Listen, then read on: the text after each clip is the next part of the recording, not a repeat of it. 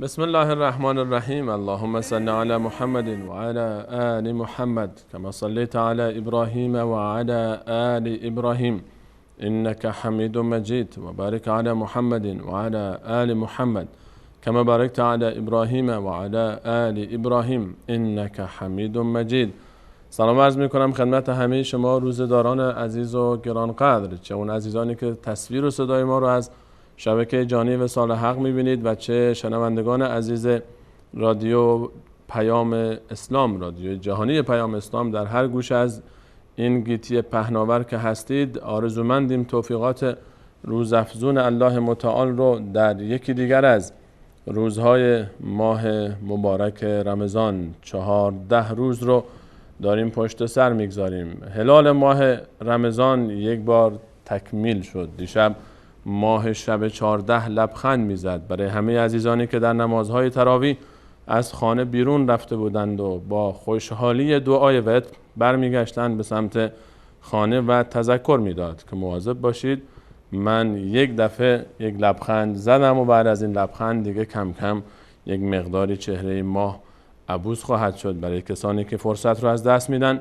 و هرچی به پایان نزدیکتر میشه عبوستر میشه و ملامت میکنه کسانی رو که این روزها رو هم قدر ندونند. انشاءالله که 2 هفته پشت سر گذاشته شده از ماه مبارک رمضان رو اونگونه‌ای که شایسته و بایسته است استفاده کرده باشید. همچنان با یکی دیگر از برنامه‌های لحظه‌های آسمانی در شامگاه و نزدیکی‌های شامگاه 14مین روز ماه مبارک رمضان در خدمت شما عزیزان هستید. من به عمد این اعداد رو تکرار میکنم تا حواسمون باشه که این فرصت همون چیزی که الله متعال فرمود ایام معدودات، چند روزی بیشتر نیست، نصفش حدوداً گذشت و فقط نصف دیگرش باقی مونده. امروز هم به همراه شما عزیزان برنامه خودمون رو ادامه خواهیم داد. در آخرین صحبتی که با جناب دکتر نور محمد عمرای عزیز داشتیم در برنامه گذشته که در لحظه های آسمانی خدمتگزار شما بودیم در موضوعی که نیمه تمام باقی ماند به نام معادله های قرآنی. انشاءالله این موضوع رو با جناب دکتر در این برنامه ادامه خواهیم داد. قبل از شروع موضوع و آغاز سخن عرض ادب دارم و سلام و احترام و خوش آمدگویی از طرف خودم و به نمایندگی از همه شما روزداران عزیز خدمت جناب دکتر نور محمد عمرای عزیز. جناب دکتر خوش آمدید. خیلی خیلی ممنون. بنده هم عرض ادب و سلام دارم خدمت شما و دستندرکاران شبکه و خدمت تک تک بینندگان عزیز شبکه جهانی وصال حق و شنوندگان محترم رادیو پیام اسلام و از اینکه باز در خدمت شما هستیم و خداوند فرصتی داد تا در این لحظه های آسمانی در خدمت بینندگان و شنوندگان عزیز باشم، کمال تشکر رو از شما دارم و خوشحالم که خداوند همچین فرصتی داد و امیدوارم که ذات حق به همه عبادات و طاعات ما و بینندگان و شنوندگان عزیز رو مورد قبول درگاه خودش قرار بده و این رمضان رو ایمان و احتسابی قرار بده برای ما و مغفرت و رحمتی و مایه خوشنودی الله تعالی. در خدمت شما هستم. خدمت از ماست. در برنامه گذشته تصویر این طرف باز اومد، این طرف احمد همینجور داره بازی میکنه. در برنامه گذشته همراه شما عزیزان بودیم با موضوعی که بسیار مهم هست، موضوع معادلاتی که الله متعال در عالم قرار داده و این معادلات و این فرمول ها و قوانین اینها در کتاب آسمانی ما قرآن کریم که از طرف الله متعال برای هدایت ما و سعادت و رستگاری ما فرستاده شده به وضوح در خلال آیات مشخص هست. قوانینی که و معادلاتی که در دنیا و آخرت سعادت ما رو رقم میزنه و بسیار مهمه. در برنامه گذشته به همراه شما عزیزان و جناب دکتر در یکی از این معادله های بسیار مهم صحبت کردیم به معنی معادله شکست. اون هم شکستی که هیچ راهی برای نجات انسان باقی نمیگذاره برای کسانی که از الله متعال دورند، الله متعال قیامت رو قبول ندارند یا قبول دارند اما نمیپسندن احکام و دستوراتش رو و دل ندادن به الله متعال اون گونه‌ای که حق دل دادن هست و نشناختن الله متعال اون گونه‌ای که حق شناختن الله متعال هست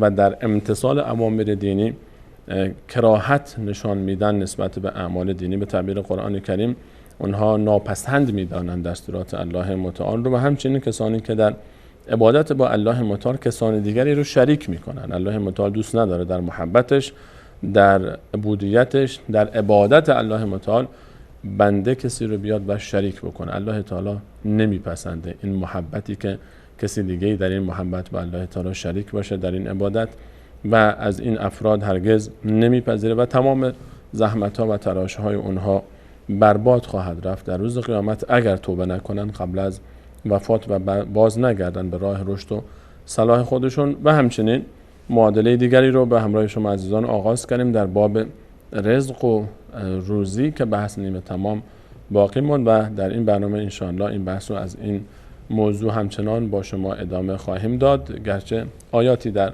ابتدای بحث معادله رزق و قانون‌هایی که الله متعال برای رزق و روزی بندگانش قرار داده و این راه رو هر کسی پیش بره رزق و روزی حلالی که سعادت، اطمینان و آرامش رو به همراه خواهد داشت ضمانت خواهد شد. خلاصه ای بود از آنچه که در برنامه گذشته خدمت شما عزیزان مطرح شد و احیانا اگر عزیزانی برنامه گذشته رو ندیدن خواستیم که یادآوری شده باشه. جناب دکتر در خدمت شما هستیم، ادامه بدید.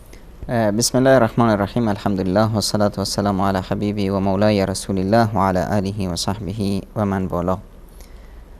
قضیه فرمول های قرآنی یا معادله های قرآنی در واقع همون تعبیر خود قرآن کریم هست از سنت الله، که اینا همون سنت های خدایی است، یک قوانین ثابت. ولن تجد لسنت الله تبدیلا ولن تجد لسنت الله تحویلا، یعنی این قوانین و فرمول ها نه قابل تغییر هست و نه قابل تعدیل هست، ثابت و مشخص. و جالب اینجاست که خداوند متعال این تغییر و تحولات ما رو که بتونیم از این فرمول ها به بهترین وجه استفاده کنیم یا اونها رو در مسیر زندگیمون به اصطلاح قرار بدیم، این رو به خود ما محول کرده. این نه که به اصطلاح ما فردا بیایم بگیم که آقا این کار من نبود، از دست من بر نمی اومد. نه خیر، ان الله لا یغیر ما بقوم حتی یغیروا ما بانفسهم. تغییر و تحول در خود ماست و همونطور که قبلا هم اشاره شد خداوند متعال یک قدرتی به ما داد که همون قدرت اختیار باشه، که این قدرت اختیار در واقع فرق ما با دیگر حیوانات هست، با دیگر خلایق هست. حتی فرشتگان این قدرت رو خداوند، این نعمت رو به اونها نداده که مختار باشن چیکار بکنن چیکار نکنن. این به ما محول شده و در خود ما یک قدرت یا یک ترازویی گذاشته شده که همون ترازوی فطرت هست که به ما خیر و شر رو نشون میده و انسان میتونه که به صورت تشخیص بده که چه چیز براش خوبه و چه چیزی بده. حالا در قوانین قرآنی برای رسیدن به رزق و روزی زیاد ما اشاره داشتیم که مهمترین قانون همون تقواست.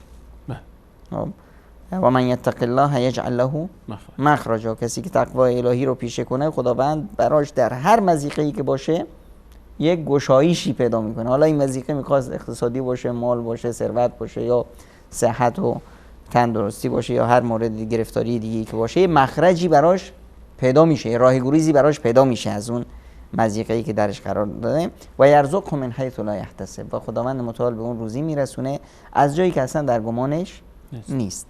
و یکی از به اصطلاح فرمول‌ها، این فرمول‌های قرآنی، یه برخیش به خود فرد برمیگرده و اصلاح فرد، و برخی باز فرد رو در محیط و جامعه در مثلا راهنمایی میکنه که چطور حرکت کنه در محیط خانوادگی، در محیط جامعه بزرگتر. صله رحم رو بهش اشاره کردیم که رسول اکرم صلی الله علیه و سلم فرمودن من سره ان یبسط له فی رزقه و ینسأ له فی اثره. کسی که دلش میخواد که خداوند متعال در رزق و روزیش برکت بده، گشایش بده و در زندگیش برکت بیاد، عمرش هم برکت داشته باشه، اینه که فلیصل رحمه، با خویشاش برخوردش، نحوه معاملش، نحوه مثلا سلوکش یک سلوک نمونه باشه. خب و از جمله مسائلی که به اصطلاح باعث نزدیکی بنده به خدا و گشاده شدن به اصطلاح درهای رحمت و رزق الهی براش بنده میشه استغفار هست که بنده خودش رو به خداش استغفار یعنی چی؟ یعنی اینی که من به این مرحله رسیدم که هیچ راهی گریزی ندارم، هیچ جایی ندارم که خودم رو بگیرم مگر تناب رحمت الهی. فاستغفروا رب قلت این حضرت نوح علیه السلام هست که قومش رو این فرمول رو بهشون یاد میده. فقلت استغفروا ربکم انه کان غفارا. من به مردم گفتم که استغفار به جا بیارید، استغفار کنید، برگردید به سوی خدا. انه کان غفارا. اگر این کار رو کردید خداوند بخشاینده است. یرسل السماء علیکم مدرارا. رحمت‌های الهی از آسمان میریزه، سیل رحمت‌های الهی نازل میشه، رزق و روزی نازل میشه. یرسل السماء علیکم مدرارا و یمددکم باموال و بنین.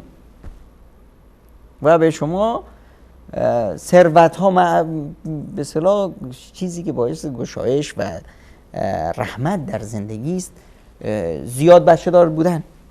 کسی که به اصطلاح 10 تا 20 تا 30 تا 40 تا بچه دار داره، این یک قبیله است برای خودش، یک شخصیت. این خونه ای که توش 10 تا یا 20 تا یا 30 تا یا 40 تا بچه باشه، اون خونه فقر رو نخواهد دید.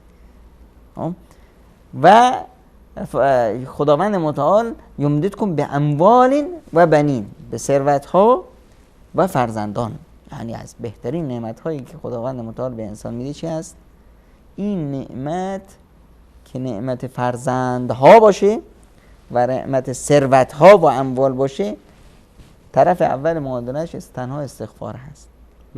که انسان وقتی که در استغفار به اصطلاح ماهر بود، همیشه لبش به استغفر الله آشناست، قلبش با استغفر الله آشناست، جسم و روح و روانش با استغفار و بازگشت به سوی خدا و شعور به اینی که خداوند منو میبینه و مواظب من هست، این آشناست. این باعث میشه که در زندگیش سعادتمند باشه. و ما کان الله لیعذبهم و انت فیهم و ما کان الله معذبهم و هم یستغفرون. یعنی خداوند متعال انسان اگر میخوایم که در زندگیمون هیچ گونه مشکلی نداشته باشیم، که به اصطلاح اون مشکل یک نوع عذابی از جانب خداوند باشه، دو راه در پیش داریم. یک فرمول است که برای ما این رو مشخص کرده: و ما کان الله لیعذبهم و انت فیهم. راه اول اینه که هرگز خداوند اونها رو عذاب نمیکنه، اونها رو در مضیقه نمیندازه، اونها رو تو سری نخواهند خورد تا وقتی که تو ای عزیز من، ای محمد مصطفی صلی الله علیه وسلم در میان اونها هستی. پیامبر رو در میان خودمون داشته باشیم، عذاب الهی امکان نداره. در واکسینه شدیم کاملا از عذاب الهی، واکسینه امکان نداره. هر گناه دیگه رو بده، هر مورد دیگه ببینید، سنت های الهی یه قوانین ثابت هست. ممکنه که شما بگید فلان نمیدونم کوکب در فلان جای دنیا منفجر شده، بر اثر انفجار اون یک زلزله‌ای در آسمان ها و کهکشان ها به وجود آورده، آتش. این امکان داره کون و مکان دگرگون بشه، امکان داره که دنیا منفجر بشه، اما امکان نداره قانونی که خداوند متعال قرار داده این قابل تغییر یا تحول بشه. اینقدر ثابت و دقیق است. اگر پیامبر اکرم صلی الله علیه و سلم رو در میان خودمون داشته باشیم، داشتن پیامبر چندان کار سختی نیست. پیامبر چی است؟ پیامبر عبارت از قرآنی که در میان ما راه میرفت، تطبیق عملی دستورات الهی. پیامبر شکل و رو بود، در شکلمون پیامبر رو داشته باشیم، در رفتارمون و گفتارمون و اخلاقمون پیامبرانه باشیم، در نشستمون، برخوردمون، تعارفاتمون، همه چیزمون مثل پیامبر باشیم علیه السلام. امکان نداره که ما مورد عذاب الله تعالی قرار کنیم. امکان نداره. اینه که ما ببینیم در محیط خودمون میبینیم که پیامبر وجود نداره. بله. خب وقتی این بچه ای چیزی به اصطلاح یک ذکری میشه، بعد میگین که حضرت محمد گفته، انگار همچنین میگیم حضرت محمد، انگار که مثلا یکی از خویشامون بود، یکی از نمیدونم. اون هیبت رسول الله صلی الله علیه و سلم، ببینید در تاریخ ادبیات ما هیچ وقت شما نامی به نام حضرت محمد رو نخواهید دید. پدرانمون، نیاکانمون اینقدر شعور اخلاقیشون، اینقدر حب و عشقشون به رسول الله صلی الله علیه و سلم زیاد بود که هرگز اسمشون رو بر زبان نمی آوردن، از بس که احترام داشتن. کی از ما مثلا مادرش رو به اسمش صدا بزنه، باباش رو به اسمش از قلت ادب هست. اومد مادرش رو به اسمش صدا داد، بچه همه نگاه میکنید چقدر بچه بی تربیت. با اینکه راستم میگه، یعنی دروغ نگفت. اسمه بد نیست، همه دارن صدا میزنن بابامو به اسمش، اما اگر من به اسمش صدا بزنم خیلی بده. خب اینه که همیشه ما رسول الله صلی الله علیه و سلم داریم. حتی قرآن کریم وقتی که رسول صلی الله علیه و سلم رو خطاب قرار میده، یا ایها النبی یا ایها رسول، یا جایی که نام مبارکش میاد قرینه با رسول الله، محمد رسول الله.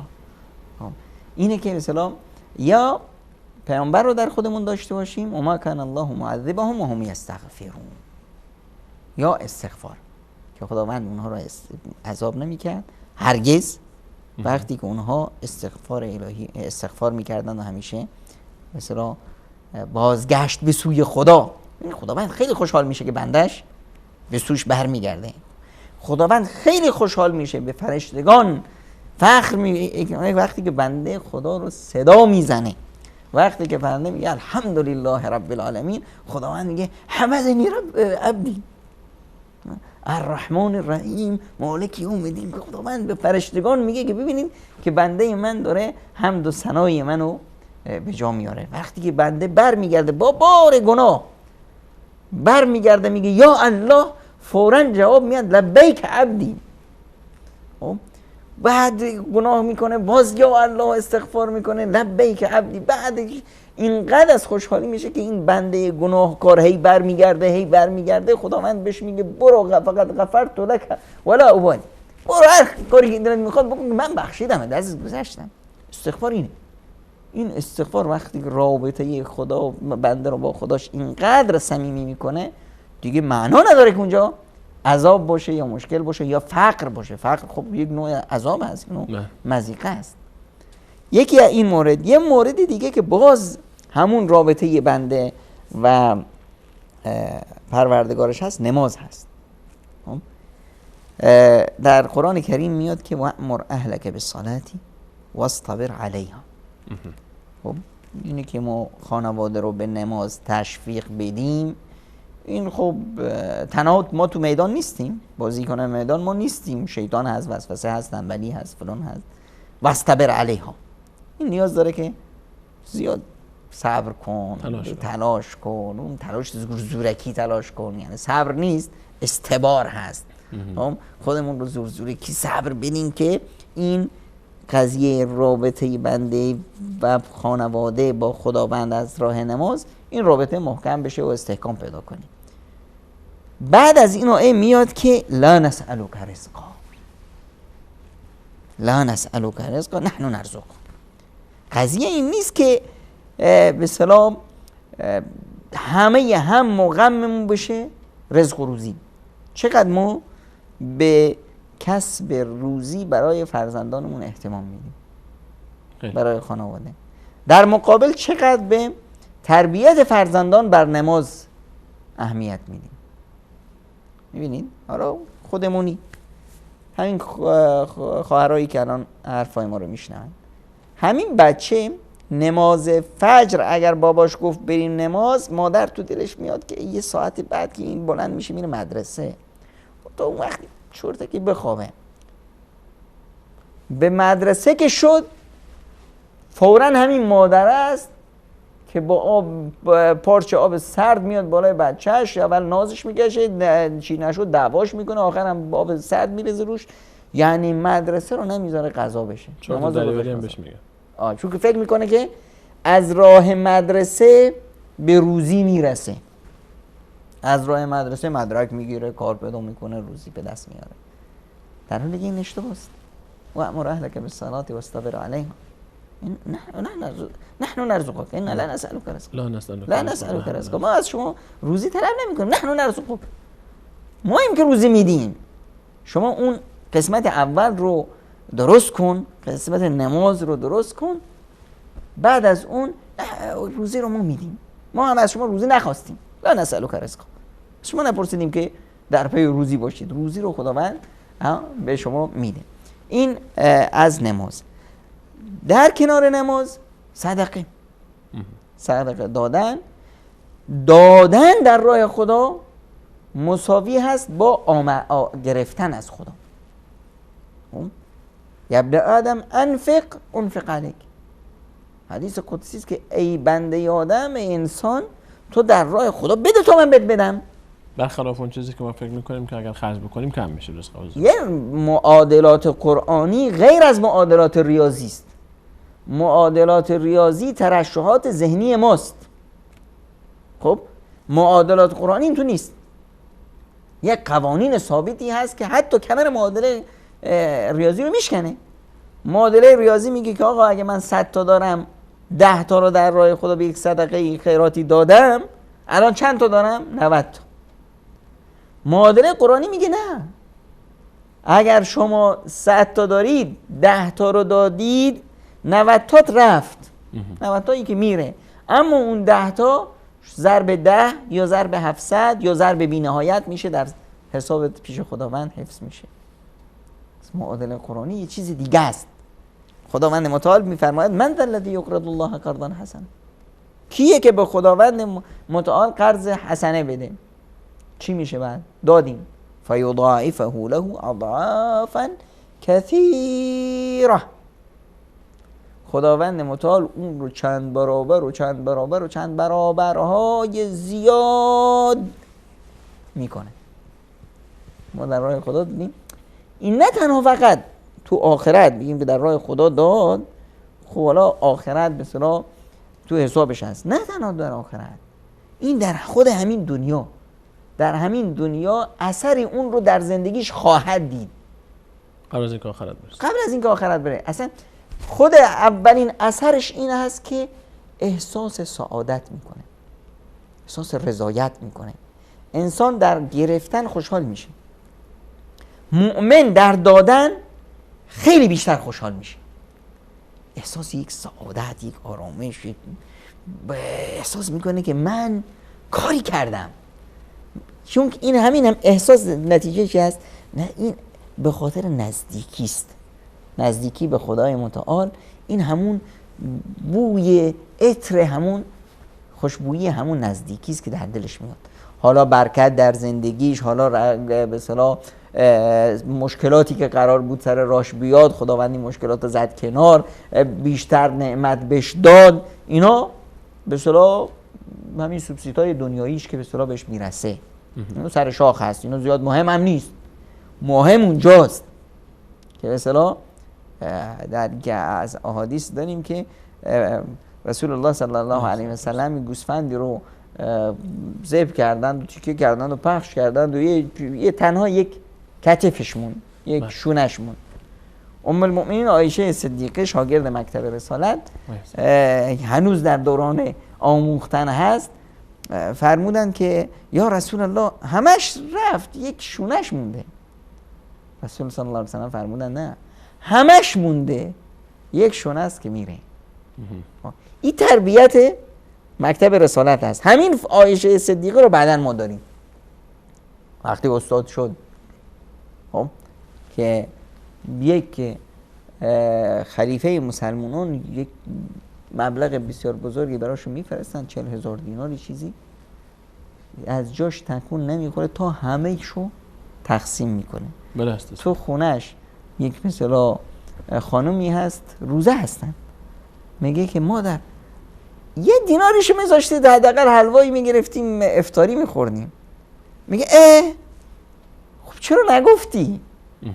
اینقدر لذت داره بخشیدن که در لذت بخشیدن خودش از یادش رفت، گرسنگی خودش از یادش رفت. اینه معادله به اصطلاح رزق و روزی. حالا نماز، صدقه، قرآن رسول اکرم صلی الله علیه و سلم میفرمایند ان البیت الذی یقرأ فیه القرآن یکثر خیره، خانه ای که توش قرآن همیشه صدای قرآن هست، اونجا خیر اون خانه، برکت اون خانه خیلی زیاد میشه. و خونه‌ای که در مقابل قرآن توش خونده نمیشه یقل خیر، خیر و برکت اون خونه کم میشه. و یه مورد دیگه که حالا این مورد مال جوانهایی هست که میان همیشه میگن که آقا ما میخوایم ازدواج کنیم و مثلا زورمون نمیرسه و فلان نمیرسه. مشکل اینجاست نیست، مشکل اینجاست. مشکل توی جوون جیبت نیست، مشکل توی جوون بیکاریت نیست، مشکل توی جوون اینه که معادله رو درک نکردی، نفهمیدی که فرمولش چیه که به حلش برسی. آقا فقر هست میدونم، خب این فقر یه فرمولی داره برای حلش، هر دردی یه دوایی درمانی داره. نسخهش چیه؟ نسخهش رو پیامبر اکرم صلی الله علیه و سلم برای ما پیچیده دست ما داره. فرمودند که ثلاث حق علی الله عونهم، ثلاث حق علی الله عونهم، سه گروهن که حقشونه بر خداوند که خداوند به اونا کمک کنه. یعنی تضمین شده است. یعنی این نیست که طرف بگه والله من این کارو میکنم ریسکه. آقا ریسک نیست، تضمین شده است. اینا کی هستن؟ مجاهدی که در راه خدا میره، خداوند تضمین کرده که زندگیشو مهیا میکنه، همه چیزش درست میشه. و که اسیری هست که در دست دشمن هست، حالا گفتن که یه مبلغی پرداخت کنه یا برده‌ای هست میخواد خودشو آزاد کنه. همین که در نیتش آورد که من میخوام آزاد بشم، هر چه باشه پرداخت میکنم، قرض و قرضه میکنم، خداوند جورش میکنه. و جوون الناکح یرید العفاف، اون جوونی که میخواد عفت خودش رو حفظ کنه، به اصطلاح ازدواج کنه تا تو فتنه نیفته. آقا برو دنبال کار، برو دنبال اینی که اما دیگه راست بگو، باش با خودت راست بگو. آقا من میخوام عفتم رو حفظ کنم، با خدا تو فتنه است و فلان است. خب کی رو میخوایی؟ میخوام از دختر ولی فقیه کسی دیگه رو کمتر نمیخوام، دختر پادشاه رو میخوام. این که نشد، تو بس دنبال دختر پادشاه و دنبال مال و ثروت و دنبال جاه و منصب هستی، دنبال عفاف نیستی. اگر دنبال عفت باشی، خب میری جایی که به اصطلاح این عفت برآورده بشه. چرا همیشه چشت به دخترای پولداراست؟ دخترای فقیر هم دختر دارن، اونا هم عفت رو حفظ میکنن. خب یا نمیدونم دختری که میخواد شوهر پیدا کنه، چرا چشت روی اون جوونای به اصطلاح بالا کلاسی هست؟ و اگه قرار عفت حفظ بشه، عفت پیش جوون فقیر هم عفت رو حفظ میکنه. خب این فرد، حالا من میخوام که عفتم رو حفظ کنم، هیچی ندارم، آقا برو قرض و قرضه هر چه دلت میخواد قرض میدی. حق بر خدا که خداوند ضمانت کرده که این دین تو رو ادا کنه و روزی تو برسونه. این یکونوا فقراء یغنیهم الله من فضله. اگر این زن و شوهر فقیر بودن و میخوان که به عفت برسند، یغنیهم الله من فضله، خداوند متعال از درگاه فضل خودش به اونها میرسه. و آخرین نقطه ای که اینجا در رزق و رسیدن فرمول روزی به دست آوردن، طلب علم هست. دانشجویی که در پی آموختن علم هست و رشد خودش هست و نیتش اینه که من، ببینید طلب علم اون چیزیه که منو به خدام نزدیک کنه، نه اونی که منو از خدا دور کنه. اون جهالت هست، حماقت هست. راه رسید، اگر به این راه رفتی میدونی چقدر پیش خداوند عزیز می‌بینی. روزی موزی اینا همش تضمین شده است. من طلب العلم تکفل الله له برزقه. خداوند کسی که در پی طلب علم باشه، خداوند متعال روزیش رو ضمانت کرده. نه تنها این اینقدر پیش خدا عزیزه که خدا دلش نمیاد که این فرد روی زمین راه بره. به فرشتگاش میگه برید بالاتون رو پهن کنید که این آقا سلیمانی من که طلب علم هست روی بالای شما را بره، که دل من نمیاد که پاهای این خاکی بشه. جزاکم الله خیر. جناب دکتر استفاده کردیم مواردی رو که جناب دکتر اشاره فرمودن، من نخواستم در خلال صحبت مزاحم بشم. یکی از بینندگان پیام فرستاده بود که آقای سلیمانی زیاد میپرید توی حرف کارشناس و صبر کن صحبتات تمام بشه شما حرف بزن. چشم، من اون صبر کردم جناب دکتر صحبتاشون تمام بشه. فقط الان خلاصه آنچه که گفته شد، نماز، صدقه، صله رحم، استغفار، ازدواج، در یک کلام تقوا معادله دست یافتن به رزق و روزی است و این معادله ها رو فراموش نکنیم. معادله های قرآنی است. میان برنامه میبینیم، برمیگردیم همراه شما عزیزان خواهیم بود به یکی دیگر از معادله های بسیار مهمی که در قرآن کریم باید مد نظر ما و شما عزیزان باشه.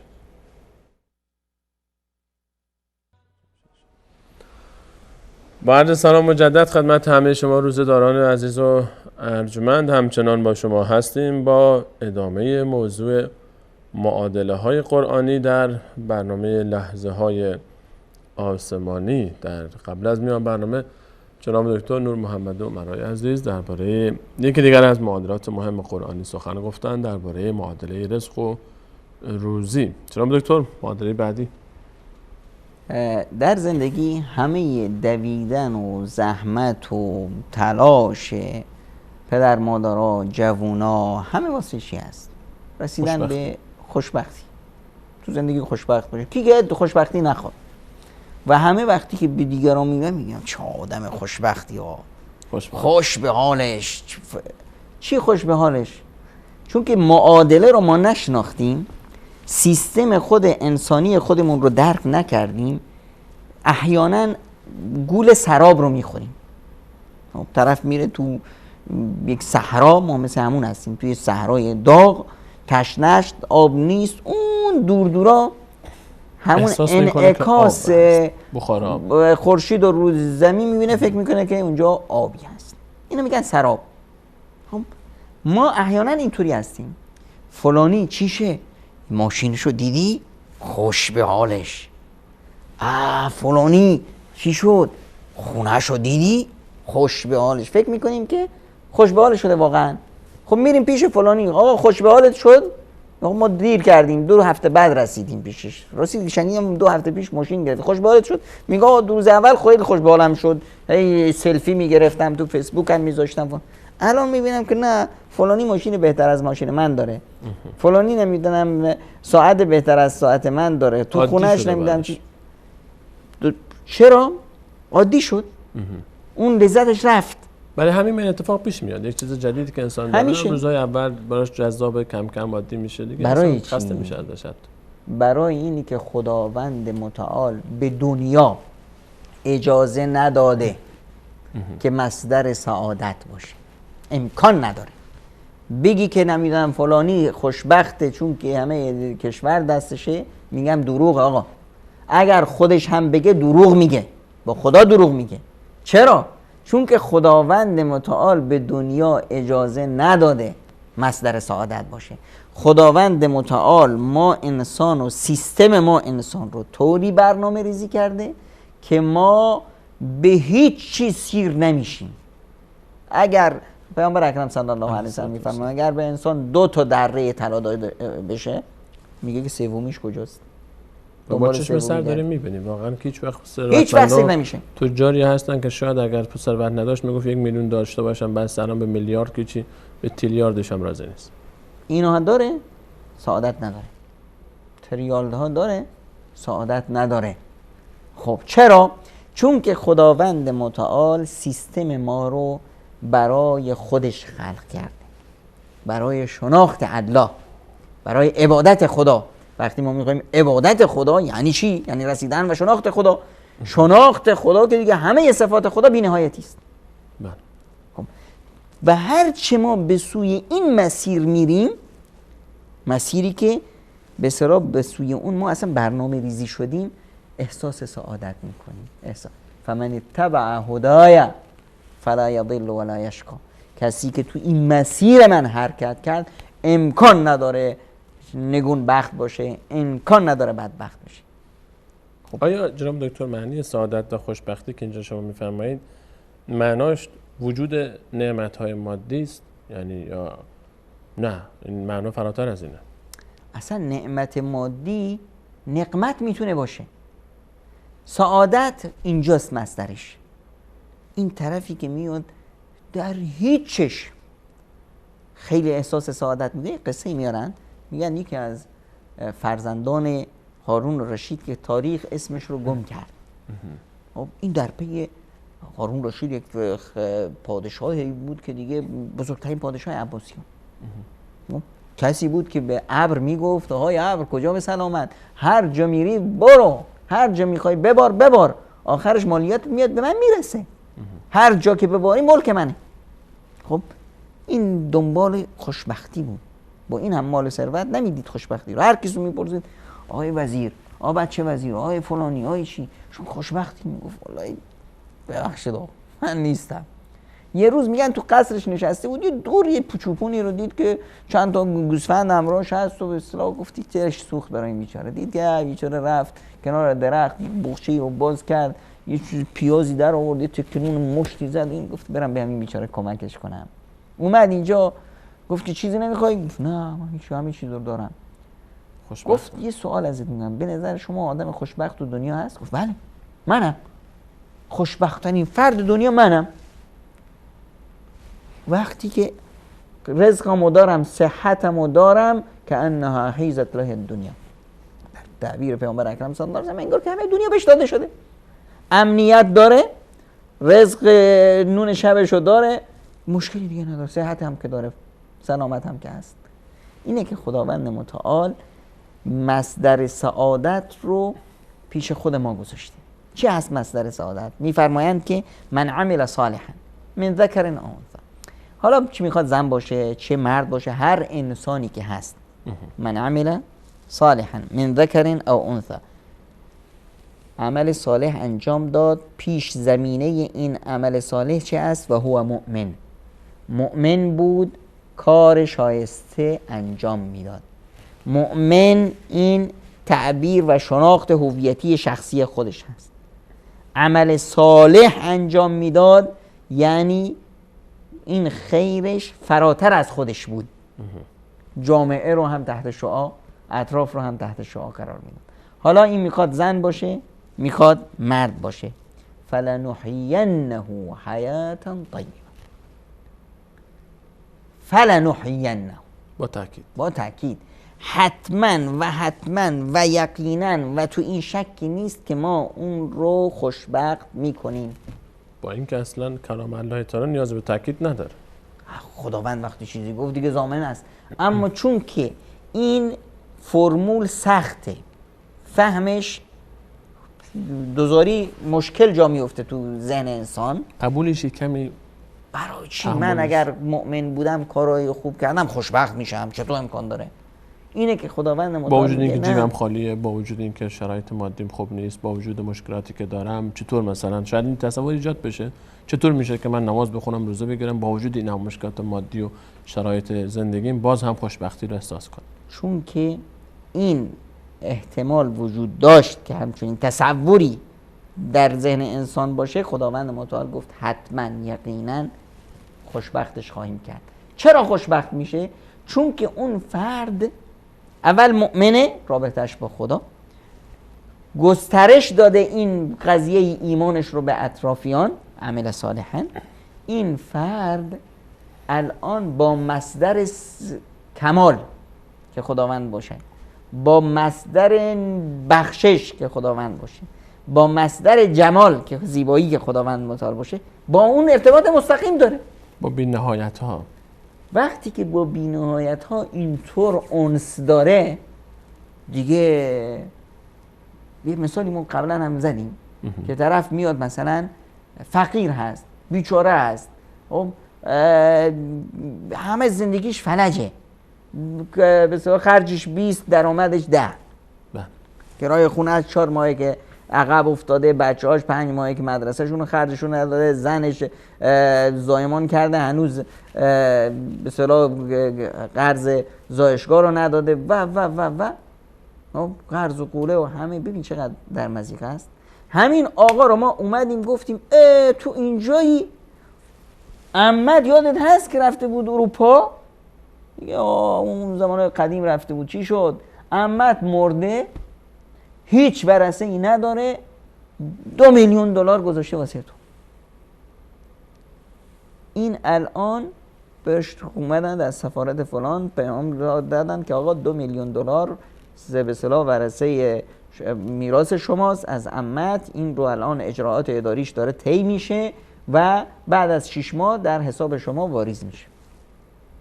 این تا حالا هیچ چیزی از زندگیش عوض نشد، نه پولی به دستش اومد نه هیچ. یه امید اومد، یک وصل شد با یک چی؟ با یک امید، یک بشارت، با یک بشارت. الان همین فرد ببینید چطور راه میره. دیروز که تو کوچه میرفت سرش پایین بود، الان همون قرض بسیار صاحب قرضشو میبینه از دور سلام میکنه آقا حسین. دیروز در میرفت از جلوش، کوچه رو عوض میکرد، میگه حسین اومد انشالله 6 ماه بعد پول تو رو میدم، یک هدیه هم طرف. بعد میره چی تو خیابونا میگرده، دنبال چی نیست، دنبال اون خونه خرابه هایی که به اصطلاح کرایه خونه رو نداده بتونه فرار کنه جاش، میره میگرده که کدوم آپارتمان بهتره. بعد میره پیش صاحبش آقا این چند میخوام بخرم. میره فروشگاه های ماشین چی عوض شد؟ هلیکوپتر میخره برای خودش. این الان چیزی که عوض شد داخلش عوض شد، دیدگاهش، یک امید. الان تصور کنیم که این مؤمن وصل هست بر الرازق، یا رب العالمین. این مؤمن وصل هست به الشافی، این مؤمن وصل هست به القوی، این مؤمن وصل هست به العزیز الرحمن الرحیم المجید. این دیگه اصلا تو این دنیا نیست، اینجا که هست چشاش تو آخرته.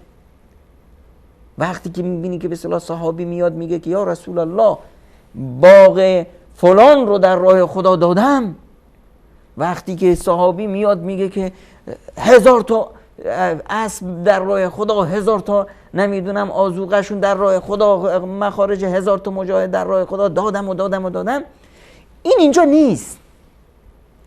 این اصلا چشش هوشش با اون بی‌نهایت هست. وقتی که میاد پیامبر خدا صلی الله علیه و سلم دهاتیه بهش میگه که یا رسول الله این توی دره بزرگی که 5-6-7 هزار تا گوسفند هست، میگه اینها همه از شماست؟ خوش به حالت. پیامبر خدا صلی الله علیه و سلم میگه که میخوایش؟ فکر میکنه داره مسخرهش میگه رسول الله من بیچاره رو مسخره میکنی؟ مسخره چه مال خودت؟ همه این گله گوسفند، این گله گوسفند الان تو چشم این گله گوسفنده، تو چشم رسول الله صلی الله علیه و سلم که کل دنیا پیشش پشیز ارزش نداره، این چه ارزشی میتونه داشته باشه؟ مثل یک نقاشی روی کاغذه برای ما. دقیقاً اینه که فلنحینه حیاتا طیبه، پیش زمینه و هو مؤمن، اجرای این پیش زمینه انعکاسش عمل صالحا، کار نیکو انجام میده، مؤمن هست، این ضمانت شده که حیاتش زندگیش سعادت باشه. فمن اتبع هدای، اونی که در این مسیر حرکت میکنه امکان نداره شقاوت و بدبختی بهش نزدیک بشه. در هر سن و صنف و جنس هم که میخواد باشه، در هر شرایط هم که میخواد باشه به سعادت میرسه. اما جناب دکتر در مقابل کسانی هستن که با وجود بهره‌مندی از خیلی از امکانات و نعمت‌های مادی، ما اونها رو خیلی میبینیم که با قرص خواب طرف نمیتونه به خواب شب، خیلی پریشانه، خیلی مضطربه، خیلی نگرانه و آرزومندیه که زندگی یک چوپانه به تعبیر شما. اون مشکل کجاست؟ کجای معادله رو نفهمیده؟ اون باز فرمول شقاوت رو نفهمیده، فرمول بدبختی رو نفهمیده. خداوند متعال میفرماید و من اعرض عن ذکری فإن له معیشة ضنکا و نحشره یوم القیامة اعما. اون کسی که از ذکر ما غافل شد، روگردان شد، مسیر رو میبینه اما رو برمیگردونه، نمیخوام. و من اعرض عن ذکری فإن له معیشة ضنکا، برای اون زندگی بدبختی، شقاوت، نگونبختی تو دنیا فقط، نه این مسیرش رو غلط رفته. ولو اینکه در دنیا ظاهرش از تمام نعمت‌های مادی دنیا برخورداره، کل دنیا رو داشته باشیم.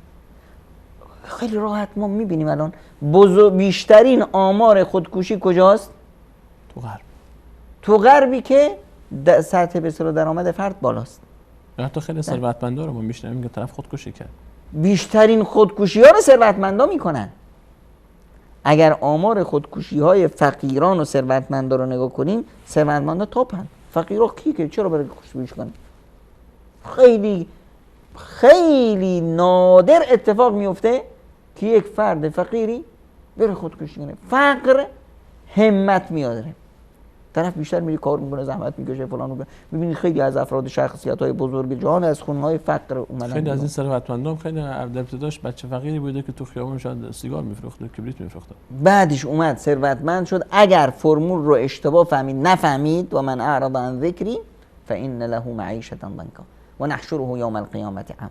ببینید در یک حدیثی از پیامبر، در آیه دیگه ای داریم و اقم الصلاة لذکری، و اقم الصلاة لذکر، نماز رو با ذکر، یعنی اینی که همیشه در یاد خدا بودن. اگر همیشه در یاد خدا بودن چی میشه؟ الا بذکر الله تطمئن القلوب، با یاد خدا آرامش پیدا میکنن قلبا. مصدر سعادت، جای سعادت و خوشبختی، احساس سعادت تو دله، تو قلبه. آرامش دل چطور احساس میشه؟ همینو میگن سعادت. وقتی که انسان رابطش با خداوند شد چی میشه؟ یک نوع دیگه استرس نداره، دیگه احساس سعادت میکنه، احساس خوشبختی میکنه، احساس امنیت میکنه، ترس نداره. ما ترسمون از کجا میاد؟ ترس از این میاد که احساس میکنیم تنهاییم. شما بچه رو تو تاریکی میفرستی که برو فلان جایی که چیزی گذاشته بودن بیارش، وحشت میکنه، جرئت نمیکنه پا رو از خونه بندازه بیرون، تاریک همه جا. اما بهش بگو که من دارم نگات میکنم، برو. من وایستادم. همین که من اینجا وایستادم الان، این تاریکی همون تاریکی است، وحشتش همون وحشت است. اما چون که احساس میکنه که بزرگترم داره منو نگاه میکنه، مواظب من هست، بچه جرئت میکنه میره. حالا شما هیچ نگاهش هم نکن، با خودت حرف بزن، مشغول کار خودت باش، اما هر 2 دقیقه محمد به کجا رسیدی؟ پیداش کردی؟ همین که احساس میکنه که شما هستید. الان الا بذکر الله تطمئن القلوب، اینه که انسان با یاد خدا احساس آرامش، احساس، ببین تمام قدرت‌های عالم رو کنار خودش میبینه، دیگه ترسی نداره. وقتی که خدا رو داره چه غم داره؟ وقتی خدا رو داره نه از قدرت بالاتر از خدایی وجود نداره که ازش بترسید، و نه از فقر خواهد ترسید، نه از آینده خواهد ترسید. در یه آیه از قرآن کریم که یک آیه‌ای هست که انسان باید فقط همین آیه رو نگاش کنه و ازش لذت ببره. خداوند متعال میفرماید و اقم الصلاة ان الصلاة تنهی عن الفحشاء والمنکر. این ارزش اخلاقی نماز برپا بدار که نماز تو رو اصلاح میکنه، از فحشا و منکرات و زشتی‌ها دور میکنه. بعد از این چی میاد؟ ولذکر الله اکبر. تو نماز بخون لذکری و اقم الصلاة لذکری. بله در سوره خب و اقم الصلاة لذکری. تو در نمازت یاد خدا میکنی. این کاری که تو میکنی خب تو رو از فحشا و منکرات باز میداره.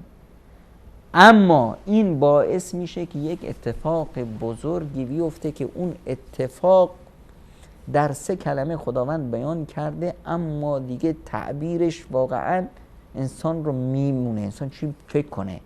ولذکر الله اکبر. یا الله اذکرونی اذکرکم. شما یاد من کنید، در یاد من بباشید، من در فکر شما هستم. خب و بدون لذکر الله و لذکر الله اکبر، اینی که خداوند تو رو یاد بکنه، این از همه چیز بالاتر و برتره. اینی که ما با نمازمون میریم در حساب خداوند و لذکر الله اکبر. تصور کنید یک انسانی هست که خداوند هواشو داره، خداوند در ذکرش هست، یادش میکنه همیشه فلان بنده من. اینی که خداوند هواشو رو داره، کی میتونه بهش ضرر برسونه؟ کی میتونه؟ الله فلا غالب لكم. خداوند است دیگه. کسی میتونه بر خداوند غلبه کنه؟ ابدا. الان این کسی که خداوند هواشو رو داره، این اصلا ممکنه که مثلا نیگونبخت بشه، بدبخت بشه، فقیر و نادار بشه، نمیدونم احساس شکست بکنه یا احساس درماندگی بکنه یا حتی احساس ناراحتی از رفتارها و برخورد اطرافیان. ولا خوف علیهم ولا هم یحزنون. اینجور افراد نه ترسی دارن از آینده و نه نگرانی از گذشته. فلا خوف علیهم ولا هم یحزنون. اینا نه از آینده میترسن و نه از گذشته ناراحتند و اضطراب دارند و استرس دارند و مشکلات نفسانی و اینا دارند. نه، اینه که بنده وقتی که با خدا رفت دیگه همه این البته این دیگه نیاز به یک ایمان داره، نیاز به یک رسیدن به خدا داره. وقتی که به خدا رسیدی خداوند بهت حکمت میده.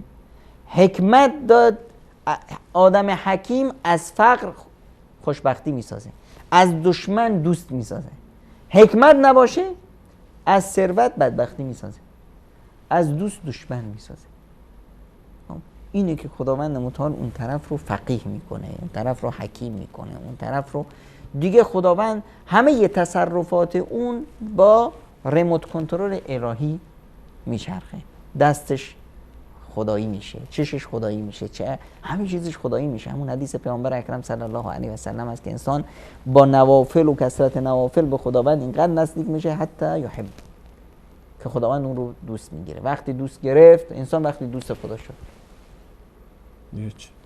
چی میخواد بیشتر از این؟ همه چیزش تامین شده است، حتی تصرفات و سلوکش ریموتش خدایی است. چه احساس زیبایی است حقیقتا جناب دکتر، وقتی که انسان با الله متعال ارتباط برقرار میکنه و در لحظه زندگی خودش عظمت و صفات عظیم الله متعال رو احساس میکنه و توی دنیای دیگه ای اصلا هست، دور بر نیست. در میگن هرگز حدیث حاضر غایب شنیده ای من در میان جمع و دلم جای دیگر است. الله متعال ان شاءالله که نصیب همه ما و شما عزیزان بگرداند این احساس رو. جناب دکتر در چند دقیقه اگر بخوایم خلاصه بکنیم بحث رو، همه اینها برمیگرده به این که الله تعالی ما رو قبول بکنه و بپذیره و از ما اون کارها و تلاش‌هایی که سر میزنه رو قبول بکنه. چه موقع اعمالمون قبول میشه تا به همه این سعادت‌ها دست پیدا بکنه؟ ببینید ما یه نفر نیستیم. الان در حال حاضر ما بنی آدم بیش از 6 میلیارد هستیم. ما مسلمون ها بیش از 1.5 میلیارد هستیم. پس من وقتی که حرف میزنم و میخوام یه چیزی برسم بهش، من یکی هستم در 1 میلیارد. خب خداوند دیگه همچین هر کسی رو هم قبول نداره. مهمترین چیز جدیت هست که در راه ببینید خداوند متعال میفرماید یا ایها الذین آمنوا اتقوا الله حق تقاته. هر تقوایی هم نه، تقوا پیش کنید، اون تقوا که تقوا باشه، جانانه باشه.